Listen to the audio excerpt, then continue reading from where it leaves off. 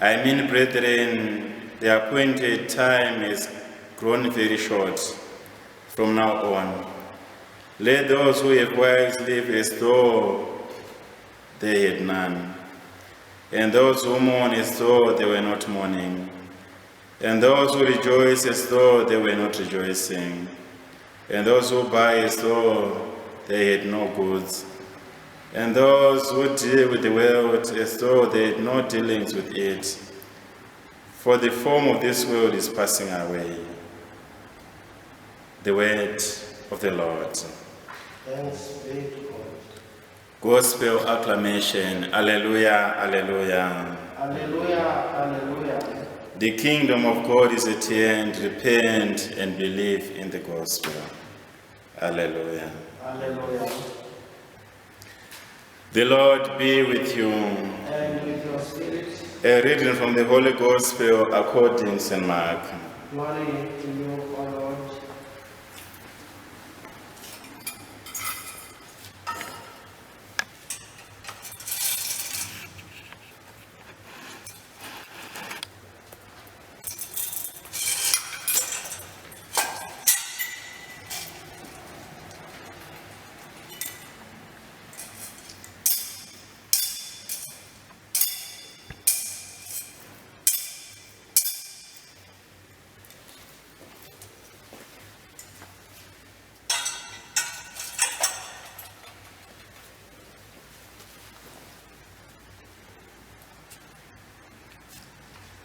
After John was arrested, Jesus came into Galilee preaching the gospel of God and saying, "The time is fulfilled and the kingdom of God is at hand. Repent and believe in the gospel." And passing along by the Sea of Galilee, he saw Simon and Andrew, the brother of Simon, casting a net in the sea, for they were fishermen. And Jesus said to them, "Follow me, and I will make you become fishers of men." And immediately they left their nets and followed him. And going on a little further, he saw James, the son of Zebedee, and John, his brother, who were in their boat mending the nets.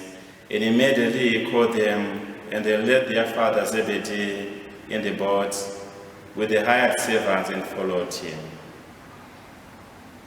The Gospel of the Lord. Tana Baba pakutanga kwemtoromisa tinopemberera svondo yeshoko raMwari. Tinonzi tibatane nevakatolike vose pasi rose tichipemberera svondo yeshoko raMwari. Tombozvibvunza kuti ko iro shoko raMwari chii? Shoko raMwari ndiro izwi raMwari raanotaura naro kwatiri. Tinoona kuti pakuvambisisa kwapasi, Mwari achisika zvinhu zvose aitaura navabereki vedu vekutanga, Adamu naEvha, vachiona vachikurukurirana vari pamwe chete, Mwari achivaona ivo vachionawo zvakare Mwari.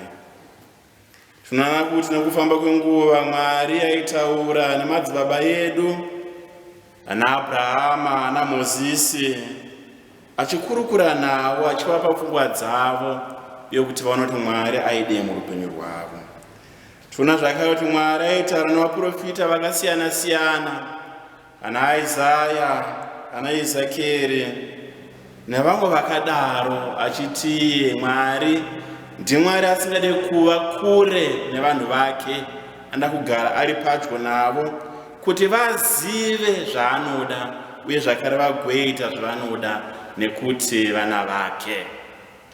Iye Mwari aikurukura navo vanhu ava, ndiye zvakare akazodzoka ava mambo wedu Yesu Kristu, Mwari mwanakomana, akagara nesu, akatiudza zviri muna Mwari, kuti tirarame tiri zviri muna Mwari, kuti zvitibatsire kusvika kuupenyu husingaperi.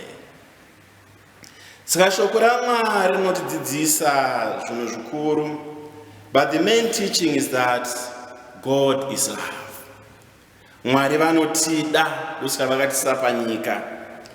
Mwari vanoramba vachitikurudzira tosaka vachititsudza now and again kuti vana vangu dzokei kwandiri nditeverei murupenyu rwenyu rwezuva nezuva kuti upenyu hwenyu hutibatsire. God is love. He loved us so much to the extent that he gave us his only son, Lord Jesus Christ, for our redemption and for the forgiveness of our sins. My sisters and brothers in Christ, the word of God is there to emancipate us from our evil ways, to take us home on this pilgrimage toward the promised land.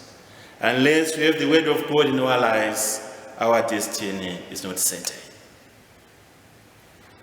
Shoko raMwari rinotinyurura matadzo, rinoita saamai vanobata mwana wavo ruoko vachifamba naye kuti ivo ndo vanoziva kwavari kuenda. Saka mwana uyu anofanira kubatwa naamai kuti asvike kwanofanira kunge vachienda nekuti ndiko kune zvakanaka. Saka shoko raMwari ndo ruoko rwaMwari rwaanotibata narwo achitinyurura mumatadzo kuti tirarame upenyu hunomufadza zuva nezuva. Asi kana tichabata shoko raMwari tava nebasa rekuti vanhu varione murupenyu rwedu rwezuva nezuva.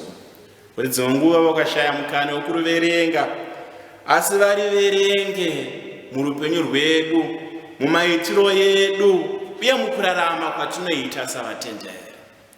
Ngavarishayirawo nguva, dzimwe nguva vamwe havatorina kana mabhaibheri acho, asi ngavapupure kutendera kwavo kuna Mwari. Let them profess the creed as they see us, the way we do our things, the way we live, and the way we communicate with them. Ndinoziva kuti dai pasina COVID, dzimwe nguva daiita Bible procession pazuva ranhasi, tichiedza kupupura uye kuburisa pachena kuti shoko raMwari rorarama riri muupenyu hwedu uye ndochiedza chotichitsa kuupenyu hwechokwadi. Asi nyange takundikana kuita procession yemuno tiri muchechi, upenyu hwedu kwese kwatiri ngative maBible processions. Pandiri kufamba ini ngandive Bible procession, that the love of God is manifested through me, the forgiveness of God is manifested through me, and the best life is manifested in my life, in my family, and in my community. Ndo Bible procession rotione kuti zvose zvingade vanhu kana vasvika patiri ngavawane mumvuri, ngavaone kutonhorerwa, ngavaone kunyaradzwa, nekuti ndo zvinoshanda shoko raMwari. Saka hama dzadiwa muna Kristu tisarangarire tive mabhaibheri akavhurika muupenyu hwedu.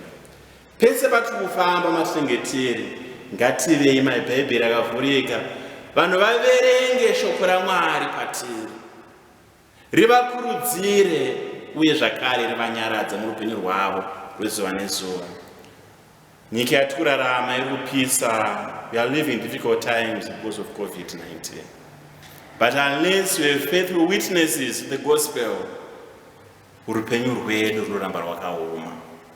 Vanhu havana kukutarisa, havana kukutizira, asi isu pachedu tikava zvapupu zvechokwadi zveshoko raMwari, rudo rwaMwari runosvika kuvanhu, vanhu vanotendeuka vachiwana upenyu husingaperi.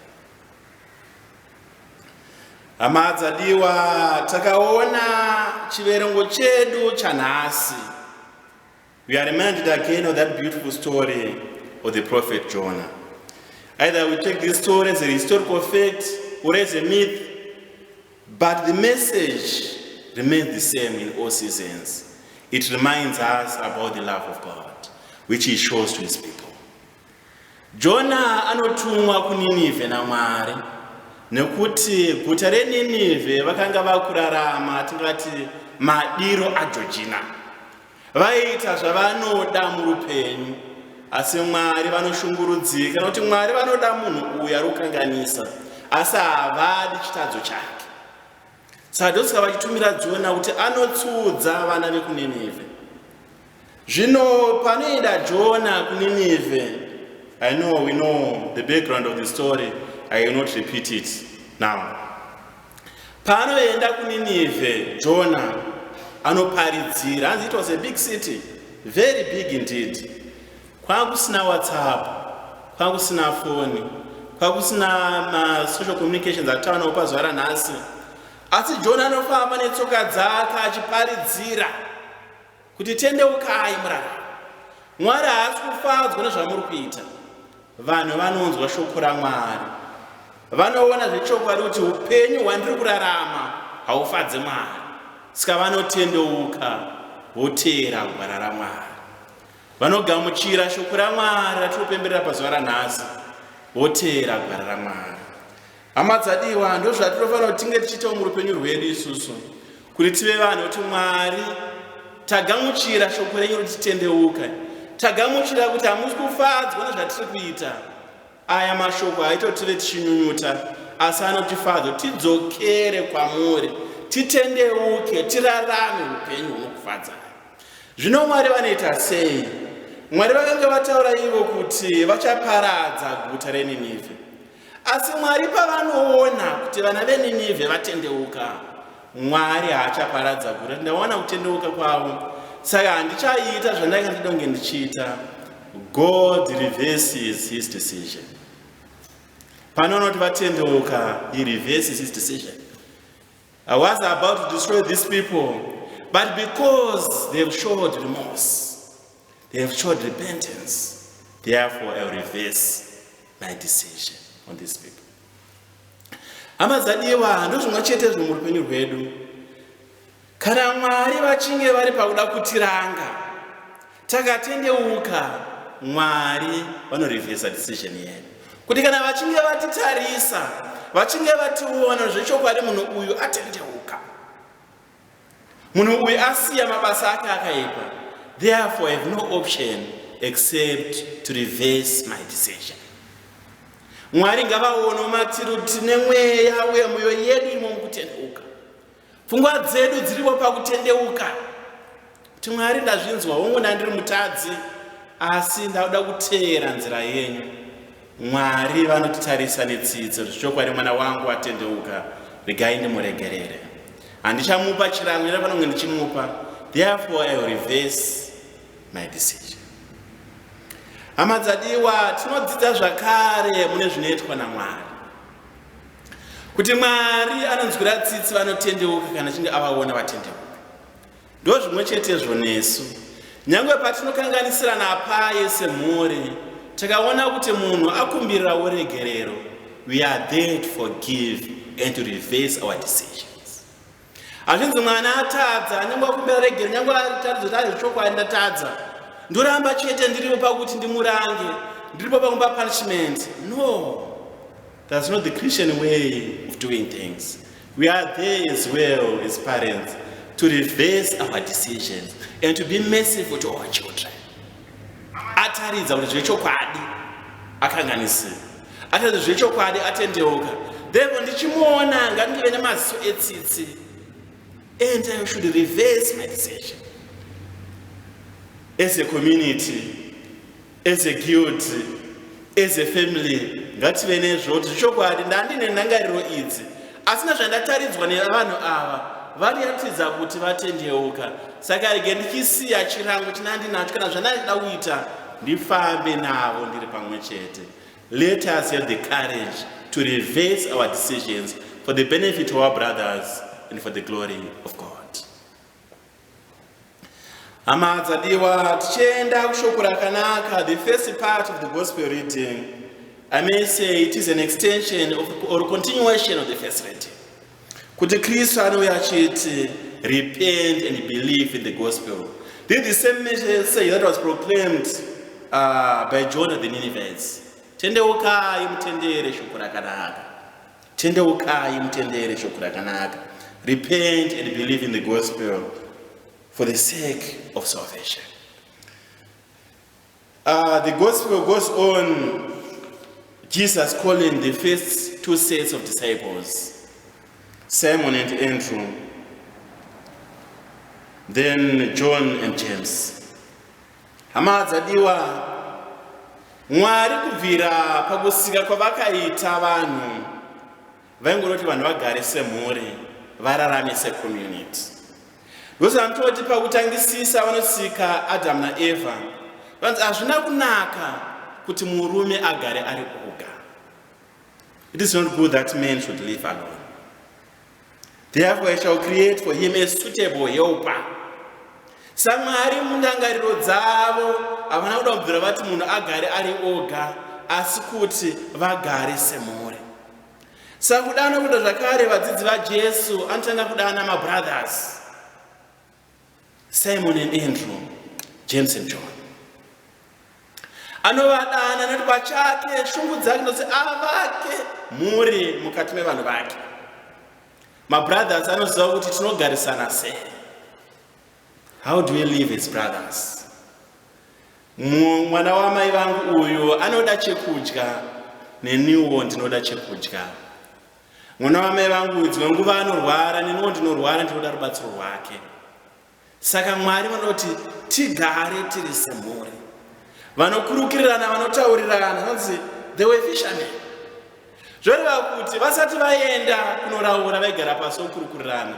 Tichaenda nguvai kunoraura. Vaifamba vachinoraura, walking side by side, sharing stories, communicating in between themselves. Vachifamba vachikurukurirana vachienda. Vasvikapo vachiraura kuti aiwa apa hatisi kubata hove, saka ngatiende apo togononge tinobata hove. Brothers vari kucommunicate. Dzimwe nguva vanoti aiwa tapedza, ngatisuke manetsi edu tidzokere kumba. Vanodzokera zvakare vachikurukurirana, vanogara vari pamwe chete, uye zvakare vanoita nazvo zvose vari pamwe chete. Ndo message yatinodanirwa pazuva ranhasi, hama dzadiwa, to live as brothers and sisters. Tinoziva Julius Nyerere ari munzira yekuti azonzi Musandi. Julius Nyerere was a great statesman, but he had his own weaknesses. But one thing that comes outstanding in his life is that akagamuchira kuti inini ndiri mutadzi, uye ndakatadza pane zvizhinji, asi because of his philosophy, ujamaa, brotherhood, tokufana kugarisana semabrothers. Nhasi Julius Nyerere tumurangira uye tuti dai avazova aitwa Musandi. This is the spirit that should permeate our families, the spirit of brotherhood, the spirit of sisterhood, that we live as brothers and sisters who love one another, who cares for one another, who supports one another, who is always there for one another. Ndozvatinodzidziswa pazuva ranhasi kuti tigarisane semacommunity anodanana zvechokwadi, anowirirana, vanonzwirana uye vanoitirana mwoyo chena. Saka Mwari ngatibatsire kuburikidza neava vadzidzi vaKristu kuti kudana kwakavaita kuti vaumbe mhuri. Even our communities should be health communities. Even our families should be health families. People who care for one another. If you care for your brother, if you care for your sister, even this COVID, definitely we are going to defeat it. Nekuti tinodanana pachedu, handichaita zvinoexpose mumwe wangu to COVID. No. Uye kune ari kurwara ndichamubatsira nemwoyo wese.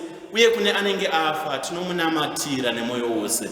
Nekuti we are brothers, we are one family, ene Mwari vanotida. Mwari vatibatsire. Amen.